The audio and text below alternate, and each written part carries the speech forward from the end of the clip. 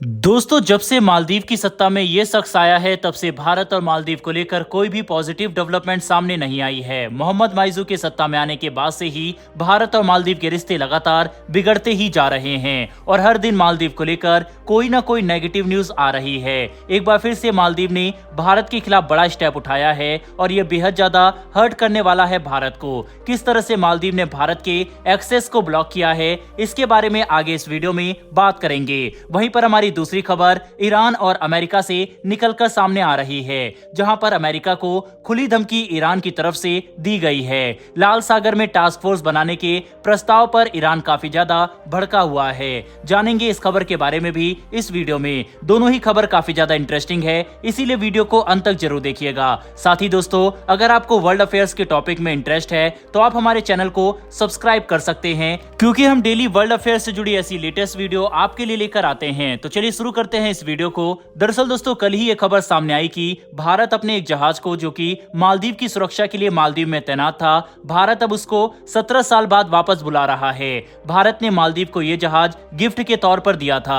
जिस तरह से मोहम्मद माइजू भारतीय सेना को वापस भेजने की मुहिम चालू कर रखी है और इंडिया आउट कैंपेन चला रखा है, उसको देखते हुए भारत अपने जहाज को वापस मालदीव से मंगा रहा है। इस खबर के बारे में हमने आपको कल की वीडियो में बताया था। भारत का यह फैसला अपने जहाज को वापस बुलाने का सही भी है, क्योंकि जब भारतीय सेना ही वहां पर नहीं रहेगी जो इन जहाजों की देखरेख करती थी, ऐसे में भारत को अपने जहाज और हेलीकॉप्टर को वहां पर छोड़ने का कोई तुक ही नहीं बनता।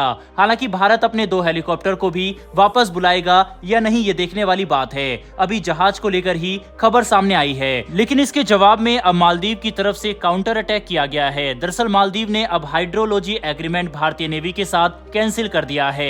आप स्क्रीन पर न्यूज 18 का आर्टिकल देख सकते हैं। 2019 में जब भारत के प्रधानमंत्री नरेंद्र मोदी जी मालदीव के दौरे पर गए थे, उस समय यह समझौता साइन हुआ था। इस समझौते के तहत भारतीय नौसेना को नेविगेशन सुरक्षा, आर्थिक विकास सुरक्षा और रक्षा सहयोग, पर्यावरण संरक्षण, तटीय क्षेत्र प्रबंधन और वैज्ञानिक अनुसंधान में सुधार में मदद के लिए मालदीव में व्यापक हाइड्रोग्राफिक सर्वे करने की अनुमति मिली थी।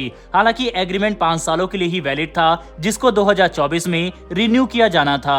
यह एग्रीमेंट 7 जून 2024 को खत्म हो जाता और इस एग्रीमेंट में यह पॉइंट लिखा हुआ है कि अगर किसी भी देश को यह एग्रीमेंट कैंसिल करना है तो उसे 6 महीने पहले ही इन्फॉर्म करना होगा, नहीं तो यह एग्रीमेंट वापस से रिन्यू हो जाएगा। लेकिन मालदीव ने 6 महीने पहले ही भारत को इन्फॉर्म कर दिया है कि वह इस एग्रीमेंट को आगे कंटिन्यू नहीं करने वाले, और यह एक बार फिर से भारत को काफी बड़ा झटका है। मोहम्मद सोलेह की सरकार में भारत और मालदीव के बीच में और भी काफी सारे समझौते साइन हुए थे, लेकिन मालदीव की तरफ से पहले ही ये क्लियर किया जा चुका है कि हम सभी एग्रीमेंट को वापस से रिव्यू करने वाले हैं। हालांकि दोस्तों, अभी तक भारत की तरफ से इस पर कोई भी ऑफिशियल कमेंट नहीं आया है, लेकिन एक बात तो साफ है कि भारत और मालदीव के रिश्ते मोहम्मद माइजू की वजह से एकदम निचले स्तर पर पहुंच चुके हैं। अपनी राय इस पर जरूर दीजिएगा। फिलहाल बढ़ते हैं हमारी दूसरी खबर की तरफ। दरअसल दोस्तों, यमन के हूती विद्रोहियों की वजह से लाल सागर में इस समय व्यापार पूरी तरह से खतरे से भरा हुआ है। किसी भी जहाज पर ये हूती विद्रोही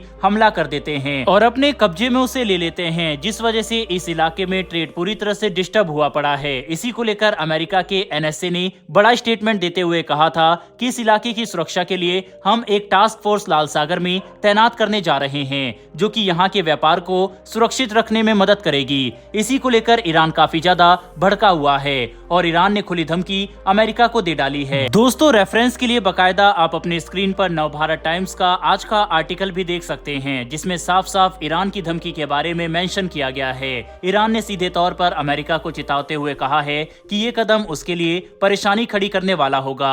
ईरान के रक्षा मंत्री मोहम्मद रजा ने कहा है कि शिपिंग की सुरक्षा के लिए अमेरिका द्वारा प्रस्ताव किया गया टास्क फोर्स का फैसला हमारे लिए उकसावे की तरह कार्य करेगा। वहीं पर अगर अमेरिका ऐसा करता है तो उन्हें कई तरह की समस्याओं का सामना यहाँ पर करना पड़ेगा। ईरान के रक्षा मंत्री ने कहा है कि हमारे इलाके में किसी भी तरह का दखल हम बर्दाश्त नहीं करेंगे।